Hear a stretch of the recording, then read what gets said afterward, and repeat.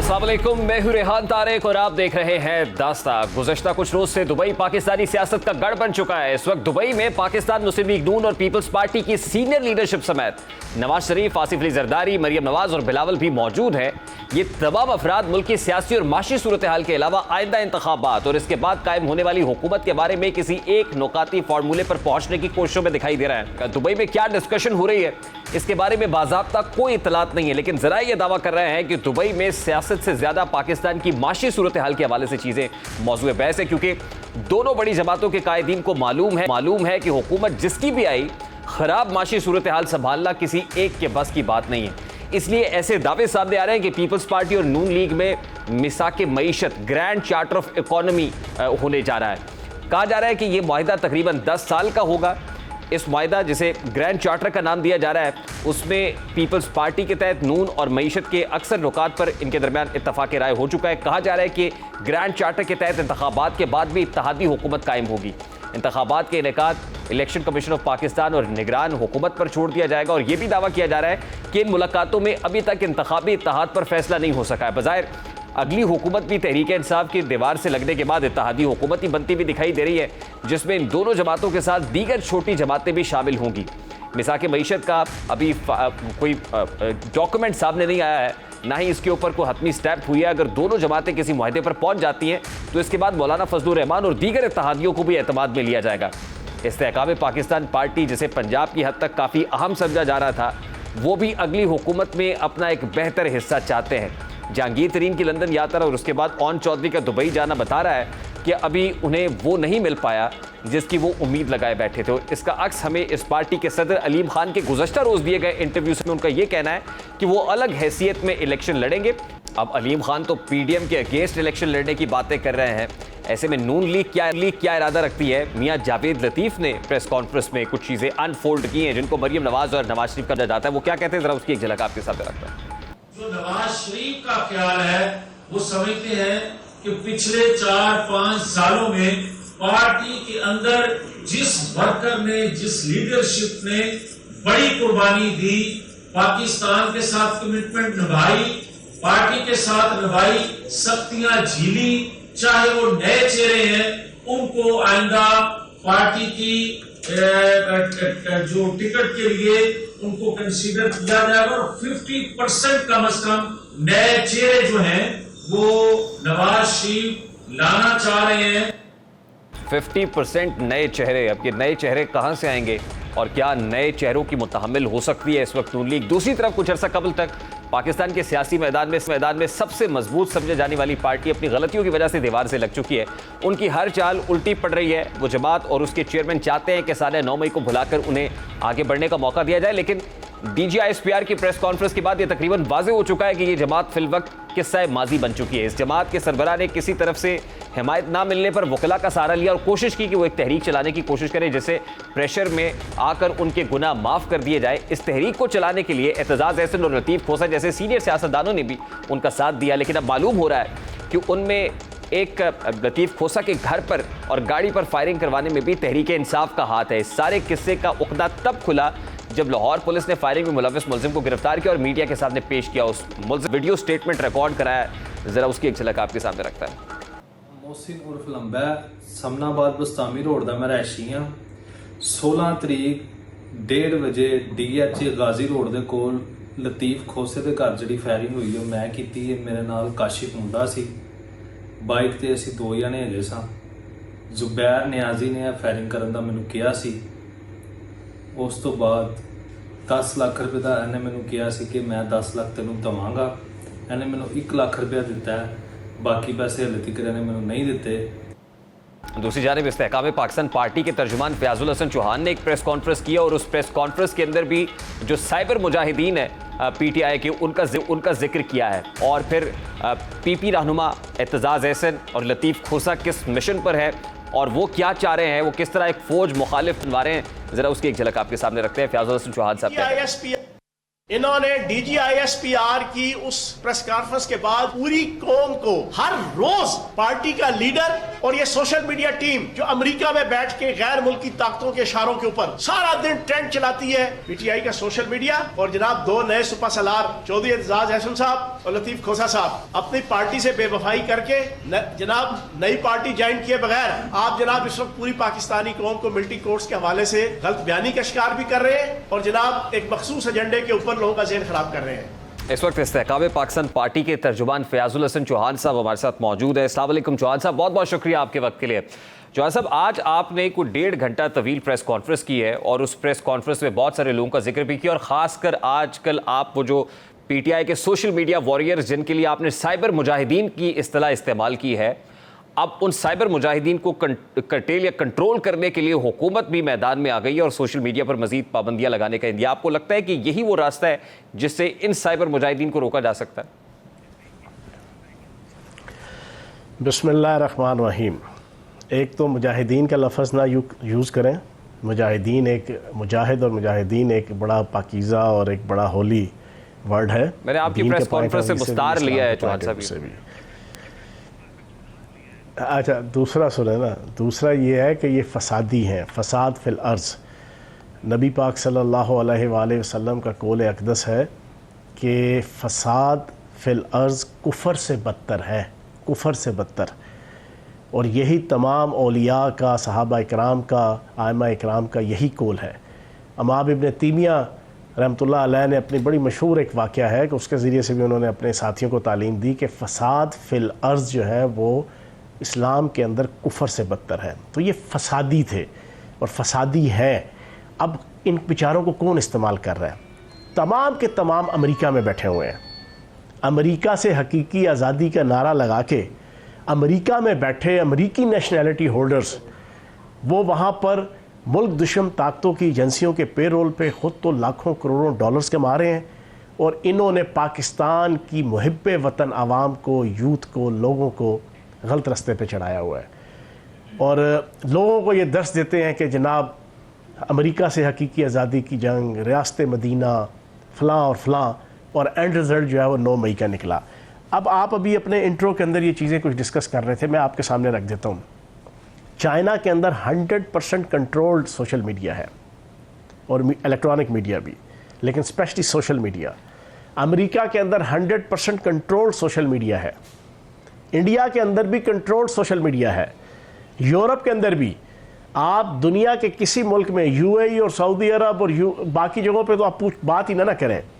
Europe के अंदर आप चले जाएं, अमेरिका और यूरोप में, आप किसी के फेसबुक अकाउंट, किसी के ट्विटर अकाउंट से उसकी मर्ज़ी के बगैर कोई चीज़ डाउनलोड करें, उसके ऊपर भी कानून का इतलाक होता है।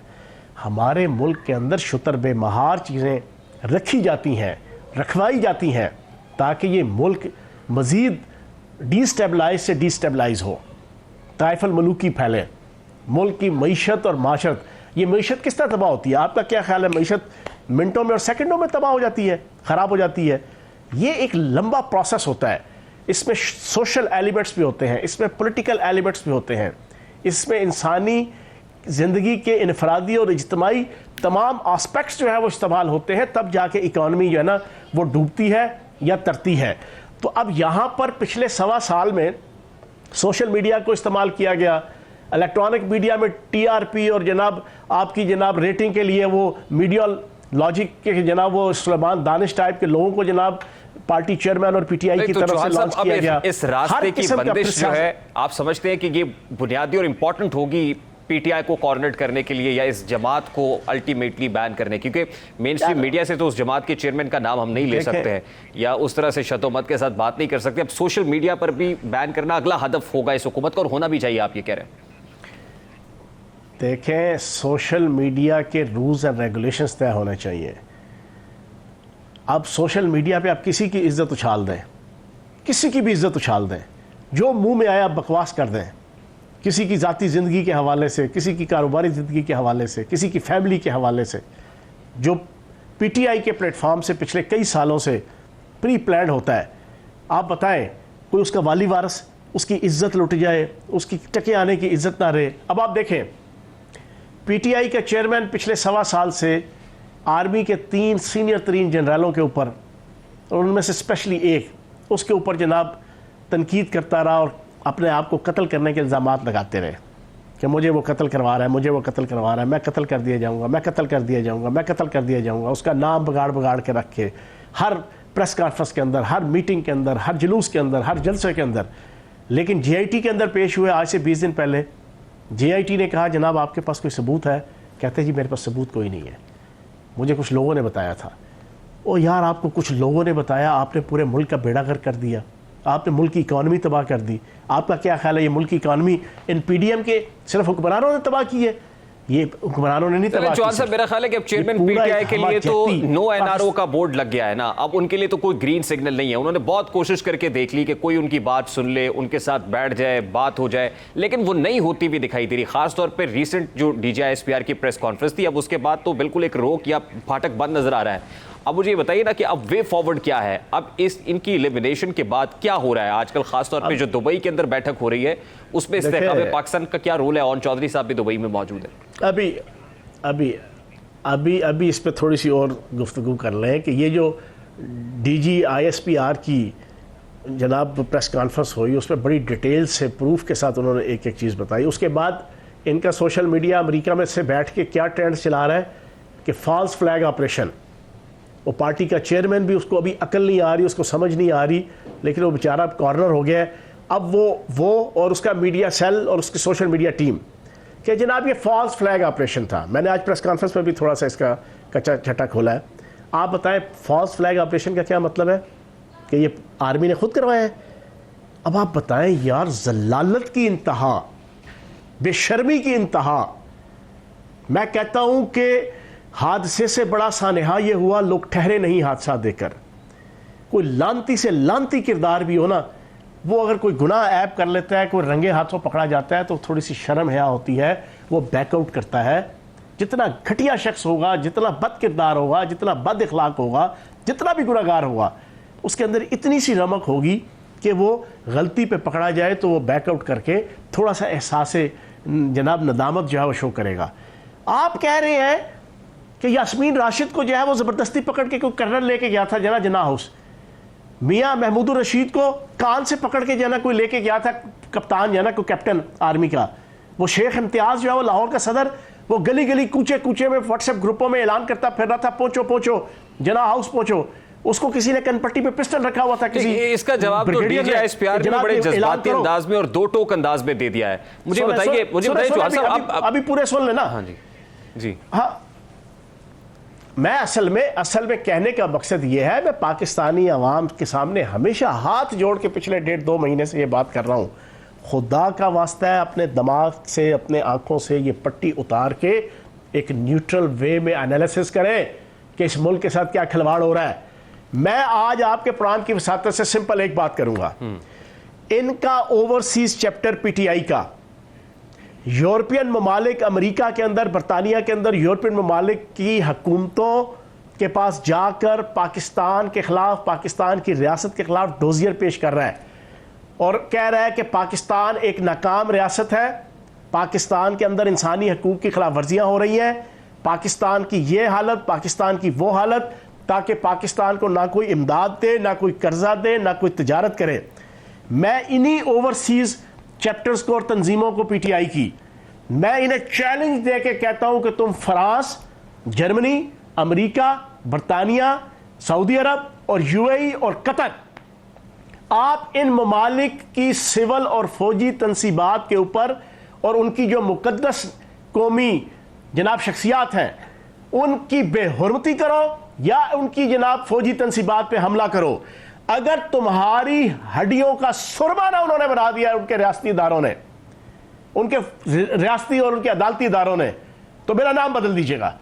ओ खुदा के बंदों को शर्म करो। चौहान साहब मुझे बताएं कि अब लतीफ खोसा पाकिस्तान की लुटिया टपाने के लिए वहां पे बैठे हुए हो। चौधरी एतजाज एहसन चेयरमैन PTI या PTI को फौजी अदालतों से या मिलिट्री ट्रायल से या जो रेस्क्यू करना चाह रहे हैं वो रेस्क्यू कर पाएंगे? यार एक तो मुझे हंसी भी आती है, रोना भी आता है, और आज मैंने अपनी प्रेस कॉन्फ्रेंस में इन दो साहिबान, इन दो बुजुर्गान है ना, मैंने थोड़ी सी जनाब तफसील बयान किया है। अब आप मुझे बताएं कितना बड़ा ड्रामा है कि वो दो लोग कि जिनको पीपल्स पार्टी ने नाम दिया, मकाम दिया, इज्जत दी, वकार दिया, मिनिस्ट्रियां दी, गवर्नियां दी, उनको जनाब एक फेम दिया, वो पार्टी छोड़े बगैर वो दूसरी पार्टी के मामे, चाचे, ताए, फुफ्फड़ बने हुए हैं पिछले कई माह से, और फिर लोगों को वफा की दस दे रहे हैं, जफा का दस दे रहे हैं। लोगों को जनाब खान से, पीटीआई के चेयरमैन से वफा का दस दिया जा रहा है, और तुम खुद पीपल्स पार्टी के गद्दार हो, तुम खुद आसिफ अली जरदारी के गद्दार हो, तुम बिलावल जरदारी के गद्दार हो। और सबसे पहले तो एतजाज अहसन साहब से पूछें, 1989 के अंदर आपके ऊपर इल्ज़ाम लगा कि आपने जनाब सिखों की तहरीक को सबूताज करवाया, इंडियन हुकूमत को जनाब सिखों की लिस्टें फराहम करके उनके कायदीन की, और फिर चुन चुन के उन्होंने बंदे मारे सिख लीडर, और सारी वो जनाब तहरीक सबूताज हो गई। वो तुम्हारे ऊपर इल्ज़ाम। दूसरा, तुमने फॉरेन फंडेड जो जनाब इफ्तिखार चौधरी की तहरीक थी, तुमने जनाब लहक लहक के जनाब वो नज़म सुना के पूरी पाकिस्तानी कौम को और वकला को अपने पीछे लगाया कि रियासत होगी माँ के जैसे, बिन मांगे वो दूध भी देगी, खाने को अमरूद भी देगी, फला देगी फला देगी।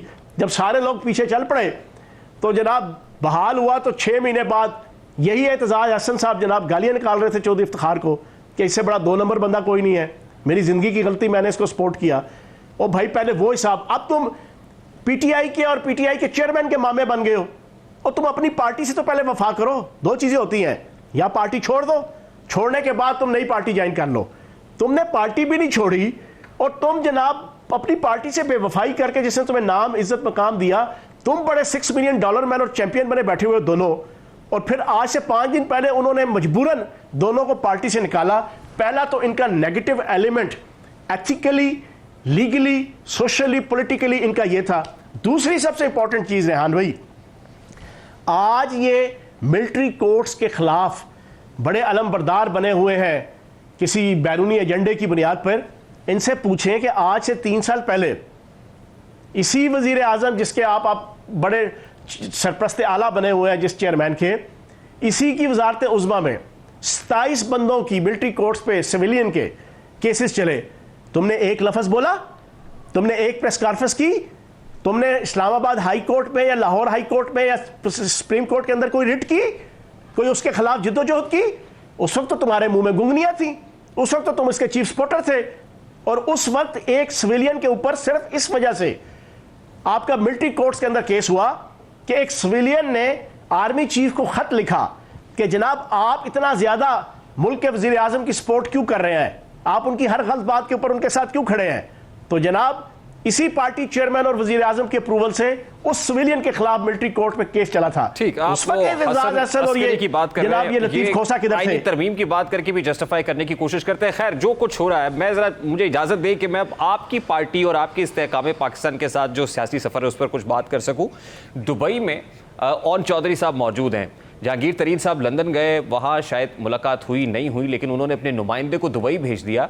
तो क्या हो रहा है, इस्तेहकाम पाकिस्तान पार्टी की कोई बात नहीं बन रही है अभी इन 2 पॉलिटिकल पार्टीज के साथ? तभी पार्टी सदर को कल कहना पड़ा कि हम अलहदा इलेक्शन लड़ेंगे और हमारा वजीर आजम का कैंडिडेट जहांगीर तरीन होगा।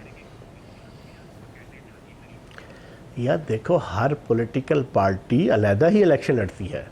एक सीट एडजस्टमेंट की बात हो रही थी ना, यहाँ तो वो पार्टियाँ जो सुने, मैं बता रहा हूँ ना, हर पॉलिटिकल पार्टी अपनी अलहदा डिस्टिंक्शन, अपनी अलहदा आइडेंटिटी, अपनी अलहदा हैसियत, शख्सियत और मकाम रखती है। अब मौके के ऊपर देखा जाता है कि जब इलेक्शन अनाउंस होगा, इलेक्शन शेड्यूल आएगा, उस पर पूरी मुल्की सतह के ऊपर या हर डिस्ट्रिक्ट में लोकल सतह के ऊपर किसी पार्टी के साथ कोई सीट एडजस्टमेंट, कोई मामलात वो मौके पे देखे जा सकते हैं। अभी हमारे किसी लीडर की कोई पीपल्स पार्टी के साथ, नून लीग के साथ कोई ना कोई मुलाकात हुई है, ना कोई मुलाकात होनी है। अब अपनी तरफ से परसेप्शन क्रिएट करना ये तो बड़ा आसान है। ओन चौधरी साहब दुबई में क्या कर रहे हैं? सोशल मीडिया, और भाई दुबई के अंदर आधा पाकिस्तान बैठा हुआ है, आप सारों का पूछेंगे वो क्या कर रहे हैं। जहांगीर तरीन साहब जब लंदन गए थे तो आपने कहा था मुलाकात हो सकती है नवाज शरीफ साहब से। और भाई मैंने एक ये बात कही थी जो बहुत ज़्यादा एम्फेसाइज कर रहे थे सारे टीवी चैनल्स के एंकर्स अपने प्रोग्राम के अंदर कि क्या हो रही है, क्या हो रही है, क्यों हो रही है। और भाई मैंने उस पर जवाब दिया था कि हमारी पॉलिटिकल पार्टी पीटीआई के चेयरमैन की तरह नरगसियत का शिकार नहीं है हमारा चेयरमैन, हमारी पॉलिटिकल पार्टी। हम नेशनल इश्यूज़ के ऊपर, पाकिस्तान की सॉवरेनिटी के इशू के ऊपर, पाकिस्तान की बका और पाकिस्तान की मईशत की बेहतरी के इशू के ऊपर हम हर पॉलिटिकल पार्टी के लीडर के साथ बैठने को तैयार हैं और बैठेंगे। लेकिन इलेक्शन के हवाले से वो अलीम खान साहब ने बिल्कुल ठीक है, हम अपना इलेक्शन अलहदा से जो है वो सारा कंटेस्ट करेंगे इंशाल्लाह। नहीं, लेकिन अभी वो सीट एडजस्टमेंट के हवाले से एक तासुर है कि नून लीग नहीं चाहती है कि वो किसी से हाथ मिलाए, क्योंकि उन्होंने कह दिया कि हमारी बस भरी हुई है, सवारियां पूरी हैं। तो इसका मतलब अभी उनकी तरफ से कोई ग्रीन सिग्नल नहीं मिल रहा है आपको? यार देखो, बस भरना, सवारियां भरना, सवारियां उतरना, बस का पंचर हो जाना, ये चीज़ें ज़िंदगी में लगी रहती हैं। सियासत के अंदर कभी खुशी, कभी गम, तारारम पम पम, कभी जेल, कभी तेल, आगे गाड़ी पीछे रेल, ये चीज़ें लगी रहती हैं। किसकी गाड़ी पंक्चर होती है देख रहे हैं आप? तो इस वजह से मतलब कहने का मकसद ये है, सियासत के अंदर कुछ चीज़ें पता चलती है। अब देखें ना, आप पीटीआई को आप देख लें, सवा साल पहले क्या सूरत हाल थी, अब जनवरी 2022 में क्या सूरत हाल थी, कोई नाम लेवा नहीं था। हर एमएनए एमपी ने प्रोग्राम बनाया हुआ था आज़ाद लड़ेगा, पार्टी टिकट नहीं लेगा। इतनी बदनामी थी माशरे के अंदर, सोसाइटी के अंदर, वोटर्स के सामने मुंह दिखाने जोगे नहीं थे, इसी महंगाई, इसी मामलात की वजह से। फिर जनाब मार्च के एंड में आपकी सूरत हाल कुछ और हो जाती है, ठीक है जी। फिर उसके बाद आज 9 मई है, 9 मई के बाद की सूरत हाल कुछ और है। तो जनाब सियासत, अब देखें ना, अमेरिका की सियासत देख लें, डोनाल्ड ट्रंप को देख लें। डोनाल्ड ट्रंप क्या था, बेचारा क्या हो गया, अब जनाब वो गिरफ्तार है, अब उसके खिलाफ पर्चे हैं, अब उसके खिलाफ एहतसाबी कार्रवाइयां हैं, अकाउंटेबिलिटी है। यानी आप डोनाल्ड ट्रंप का कंपैरिजन चेयरमैन पीटीआई के साथ ड्रॉ कर रहे हैं। मेरा ख्याल ये तकाबुल किसी हद तक दुरुस्त भी है कि वो बड़ा पावरफुल था, बड़ा पॉपुलर था, इधर चेयरमैन पीटीआई बड़े पॉपुलर थे, आज कहीं भी नहीं है। लेकिन अगर ग्राउंड रियलिटी को देखा जाए तो who is more empowered today, कौन पावरफुल नजर आ रहा है आपको पाकिस्तानी सियासत के अंदर आज? सुने रेहान भाई, उसके ऊपर क्या इल्ज़ाम लगा जिसकी वजह से वो पाबंद सलासल है, इस वक्त जनाब केस चल रहा है, पकड़ा गया, गिरफ्तार हुआ। उसने एक सीक्रेट डॉक्यूमेंट जो है वो अपनी कस्टडी में रखा, सदारतशिप से फारिग होके, ठीक है। यहां पर आपने पूरे पाकिस्तान और रियासत की फौजी और सिविल तंसीबात का बेड़ा गर्क कर दिया। यहां पर आपने फौज के आला तरीन अफसरों को ओपनली हजारों और लाखों के मजमे में और अपनी प्रेस कॉन्फ्रेंसेस में ओए तोए करके कातिल कह दिया, उनको जनाब जालिम कह दिया, उनको जाबर कह दिया।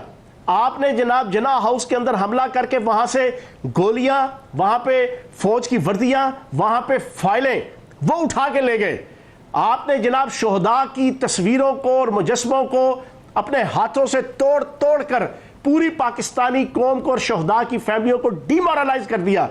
और आप कहें कि जी आप रेड लाइन है, आपको कोई हाथ नहीं लगा सकता, आपको कोई गिरफ्तार नहीं कर सकता, आपको कोई पाबंद सलासल नहीं कर सकता। ये बात तो ठीक है, अब now he will have to face the music, अब उनको भुगतना पड़ेगा और भुगत रहे हैं शायद। मैं तो ये पूछ रहा हूं कि एज ऑफ नाउ आज ग्राउंड रियलिटी पाकिस्तानी पॉलिटिक्स की क्या है कि ज्यादा ताकतवर कौन हुआ है एक पार्टी के कॉर्नर्ड होने से? देखिए, अभी सारी सूरत हाल बड़ी डिफ्यूज है, ये वक्त के साथ साथ क्लियर होगी। मैं ज़ाती तौर पे जो मैं हालात देख रहा हूँ, मैंने पहले भी कई प्रोग्रामों के और शायद आपके प्रोग्राम में भी मैंने कहा कि मरदमशुमारी वक्त पे मुझे कंप्लीट होते हुए दिखाई नहीं दे रही।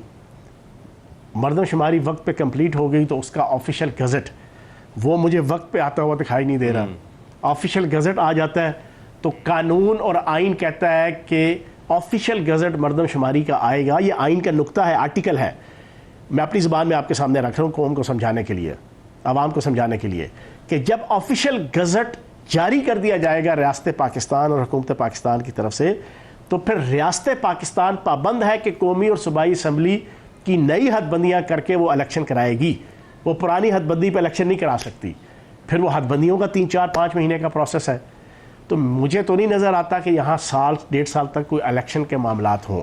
लेकिन अगर हों भी तो जनाब अभी चीज़ें सारी डिफ्यूज़ हैं, ठीक है जी। हमारी तरफ से जहांगीर तरीन साहब वज़ीर आज़म के कैंडिडेट हैं, नून लीग की तरफ से नवाज शरीफ साहब हैं, पीपल्स पार्टी की तरफ से बिलावल जरदारी साहब हैं। 11-12 अगस्त को कौमी असम्बली अपनी मुद्दत पूरी करने जा रही है। कौमी असम्बली मुद्दत पूरी करेगी, उसके बाद केयर टेकर सेटअप आना है। यानी यही लग रहा है जो इस वक्त पंजाब केपी में है, कौमी सतह के ऊपर भी केयर टेकर सेटअप बनेगा और फिर वो एक्सटेंड करे। अच्छा, कौमी असम्बली मुद्दत ही पूरा करेगी। मुद्दत से पहले डिज़ोल्व होगी। उसका क्या फ़ायदा होगा? उसका फ़ायदा एक तो ये है कि 3 महीने में जनाब फिर आपके इलेक्शन होते हैं, अगर मुद्दत पूरी करें तो फिर 2 महीने में होते हैं। तो आपके मुताबिक तो 3 महीने में भी इलेक्शंस नहीं हो रहे हैं, 90 रोज में भी नहीं हो रहे। मैं वैसे एक बात कर रहा हूँ, तो फिर उसका फायदा क्या होगा? मतलब मैं तो ये जानना चाह रहा हूँ ना कि अगर पहले डिसॉल्व कर देते हैं, 90 डेज की विंडो मिल जाती है, देखें अभी नवंबर में हो जाएंगे इलेक्शंस। अभी पाकिस्तान का सबसे बड़ा इशू पाकिस्तान की इकॉनमी है, पाकिस्तान की मईशत है, पाकिस्तान के अंदर जो महंगाई का तूफ़ान बदतमीज़ी आया। IMF ने पिछले 1.25 साल, ये बड़ा एक लंबी चौड़ी साजिश थी इस मुल्क के ख़िलाफ़ हुई, जिसमें ये PTI के चेयरमैन और PTI की लीडरशिप और ये सारे इसमें बराबर के इन्वॉल्व और शरीक हैं। कैसे जनाब शौकत तरीन के ने जनाब इमरान खान साहब के कहने पे और जो पॉलिसी तय हो रही थी उस जूम मीटिंग के अंदर मैं बैठा हुआ था कि शौकत तरीन साहब को इंस्ट्रक्शन दी गई कि आप फौरी तौर पे तैमूर झगड़ा को और मोहसिन लगारी को कहें कि वो ख़त लिखें और वो IMF को मना करें कि IMF कतन भी कोई डायलॉग ना करे, कोई जनाब पैसा ना दे, कोई कर्ज़ ना दे। जब वो कर्ज़ नहीं देगी तो फिर दुनिया का कोई मुल्क भी कर्ज़ और इमदाद नहीं देगा। और सिर्फ $125 करोड़ के लिए प्री प्लान्ड पहले पार्टी चेयरमैन ने फरवरी के अंदर IMF के माहिदे को सबूताज किया। वो IMF का माहिदा सबूताज हुआ, आपने 10, 15, 20 रुपये पेट्रोल सस्ता किया, 3 महीने के लिए पेट्रोल की कीमत जनाब जामद कर दी। वही जैसे ये जो हुकूमत सरीहन इकोनॉमिक लैंडमाइंस IMF कहती के थी कि इकोनॉमिक लैंडमाइंस लगा के चले गए चेयरमैन PTI और PTI। सर हाँ, मुझे ये बताइए हाँ, कि दुबई में अभी तासुर और ये इसे है, सुनने में आ रहा लैंडमाइन है कि ग्रैंड चार्टर ऑफ इकोनॉमी पर दस्तखत हो रहे हैं, कोई डॉक्यूमेंट ड्राफ्ट हो रहा है, तो उस ग्रैंड चार्टर ऑफ इकोनॉमी का हिस्सा इस्तेहकाम पाकिस्तान पार्टी है। वो तो सब जब सुनेंगे, देखेंगे, पढ़ेंगे, उसके सारे क्लासेस, उसके आर्टिकल्स, उसकी निटी-गिटी वो सारी सामने आएगी तो फिर उस पर बात करेंगे। ठीक, लास्टली चौहान साहब, अगर चार्टर ऑफ डेमोक्रेसी पार्ट 2 होता है तो उसमें भी इस्तेहकाम पाकिस्तान पार्टी शामिल होगी? देखें, इस्तेहकाम पाकिस्तान पार्टी का एक ही ऑब्जेक्टिव है, पाकिस्तान की तामीर, पाकिस्तान की तरक्की और पाकिस्तान का इस्तेहकाम। ये 3 चीज़ें जिस भी एक्ट के साथ, जिस भी पॉलिसी के तहत, जिस भी प्रपोज़ल के तहत हासिल हो सकें, हम उसमें जनाब हम पूरा पार्टिसिपेट करेंगे। हम पाकिस्तान के अंदर फसाद फिल अर्ज़ की सियासत, ओए तोए की सियासत, लड़ाई झगड़े की सियासत, आपाधापी की सियासत, ताइफल बलूकी की सियासत, चीना छपटी की सियासत हम नहीं करेंगे। ठीक, चौहान साहब, I have to take a very quick short break. बहुत बहुत शुक्रिया फैज़ान साहब, तर्जुमान इस्तेहकाम पाकिस्तान पार्टी हमारे साथ मौजूद थे। Let's take a very quick short break, और ब्रेक के बाद जब आएंगे तो आज भी हुकूमत बावजूद इसके कि वो कहते थे कि IMF आता है आए, नहीं आता ना आए, देख फिर अमेरिका और IMF की तरफ ही रहे हैं। इस पर बात करेंगे इस ब्रेक के बाद हमारे साथ।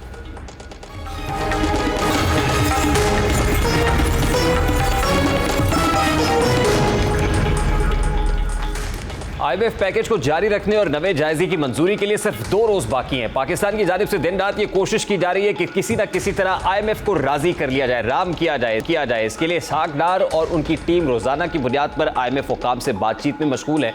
हुकूमत IMF से मामला तय करने में इतनी संजीदा है कि चंद रोज के दौरान हमारे वजीर आजम ने IMF के साथ खुद 2 बार राब्ता करके पैकेज को बहाल करने की गुजारिश की है। और अब इत्तलात हैं कि पाकिस्तान और आलमी मालियाती फंड यानी IMF के दरमियान एक नए कलील मुद्दती स्टैंड बाय इंतजाम पर बातचीत जारी है, जो मुमकिन तौर पर नई हुकूमत आइंदा माली साल की दूसरी छमाही के दौरान मुल्क में सियासी मुंतकली की बात करेगी। ये कलील मुद्दती इंतजाम 6 से 9 माह तक के लिए होगा, जिससे मुमकिन तौर पर तकरीबन $2.5 अरब मिलने की उम्मीद है। हुकूमत की जानिब से अक्टूबर 2022 से ज़ेरे इल्तवा फंड्स का इजरा ना होने के बावजूद नवे जायजे की तमाम शराइत पूरी की जा चुकी हैं। इसके अलावा 10वें और 11वें इक़साद से मुतल्लिक पेशगी कार्रवाइयों को भी पूरा किया जा चुका है। दोनों फरीकैन यानी पाकिस्तान और IMF के दरमियान 2 ऑप्शंस इस वक्त ज़ेरे बहस हैं, और मज़कूरा ऑप्शंस इसमें से एक है कि 2 ऑप्शंस में नवे जायजे के तहत $1 अरब का इजरा शामिल किया जाए, लेकिन जब IMF के एग्जीक्यूटिव बोर्ड की जानिब से मंजूरी दे दी जाएगी तो इसका मतलब ये होगा कि $1.40 अरब की 2 इक़साद के इजरा के इम्कान के बगैर प्रोग्राम खत्म हो गया है। अब ये हुकूमत के लिए तरजीही ऑप्शन नहीं है, क्योंकि इस तरह पाकिस्तान और IMF के एग्जीक्यूटिव बोर्ड के मंजूर करदा $1.40 अरब के कोटे से महरूम हो जाएगा। ज़ेरे गौर दूसरा ऑप्शन ये है कि आइंदा 15 रोज़ यानी जुलाई के वस्त तक के अंदर नवे जायजे यानी $1.10 अरब के मुसावी इजरा के साथ एक नए कलील मुद्दती इंतजाम में दाखिल हों, जिसके बाद $50 करोड़ के 2 मजीद जायजे किए जाएं। इससे मार्केट्स में इस्तेहकाम का पैगाम जाएगा, क्योंकि मौजूदा हुकूमत 2 माह से भी कम अरसे में अपनी मुद्दत पूरी करेगी और इंतखाबात के बाद नई हुकूमत के इक़्तिदार संभालने तक इसकी जगह निगरान सेटअप ने लेनी है। दोनों ऑप्शंस के लिए दोनों फरीकैन को एतमाद साजी के लिए 30 जून तक अमले की सतह के मुआहदे का ऐलान करना होगा, जिसके बाद एग्जीक्यूटिव बोर्ड की मंजूरी आइंदा हफ्ते या इसके बाद मिल सकती है। ज़राए ने कहा है कि हमारे लिए तरजीह यह है कि $2.5 अरब की पूरी रकम को महफूज किया जाए। इस मकसद को हासिल करने के लिए हुकूमत को आने वाले कीमतों के जायज़ों में यानी पेट्रोलियम लेवी में 5 रुपये फी लीटर तक इजाफा करना पड़ सकता है, ताकि एक साल के लिए पेट्रोलियम लेवी को कम से कम औसतन 55 रुपये फी लीटर किया जा सके और 1 जुलाई से बिजली के बुनियादी नरखों को 5 से 8 रुपये फी यूनिट बढ़ाने के लिए तेज़ रफ्तार इकदाम का अहद करना होगा।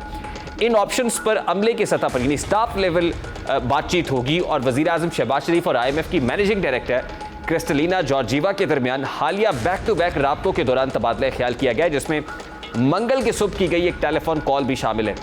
एक हुकूमती ज़राए के मुताबिक हालिया उठाए गए सख्त इक़दामात, जिनमें टैक्स में इजाफा और पॉलिसी रेट में इजाफा करना है, ये सब IMF का एतमाद बहाल करने के लिए किए गए हैं कि जैसे भी हो IMF को एक बार मुआहदे के लिए राज़ी कर लिया जाए।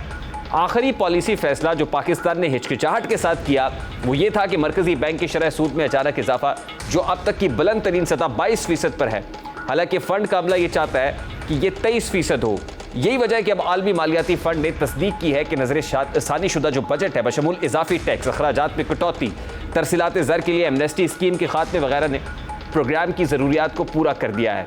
अब ये जो मेकशिफ्ट अरेंजमेंट्स दिखाई, लग ये रहा है कि हुकूमत इन मेकशिफ्ट अरेंजमेंट्स की तरफ जाएगी ताकि मार्केट के अंदर वक्ती तौर पर एक इस्तेहकाम का पैगाम भेजा जाए और ये कहा जाए कि IMF के साथ हमने मामलात मैच्योर कर लिए और उसके बाद जब असम्बली अपनी मुद्दत पूरी करे तो फिर मामला केयर टेकर सेटअप के ऊपर छोड़ दिया जाए। ब्रेक लेंगे। हुकूमत IMF को राज़ी करने के लिए फिर नाक से लकीरें निकालने में मसरूफ़ है। अमेरिका से भी बातचीत की जा रही है और अमेरिका ने जो साइफर साजिश है उस बयानिए का एक बार फिर से जवाब दिया है। वो जवाब क्या है आपके सामने रख बात हमारे साथ रही।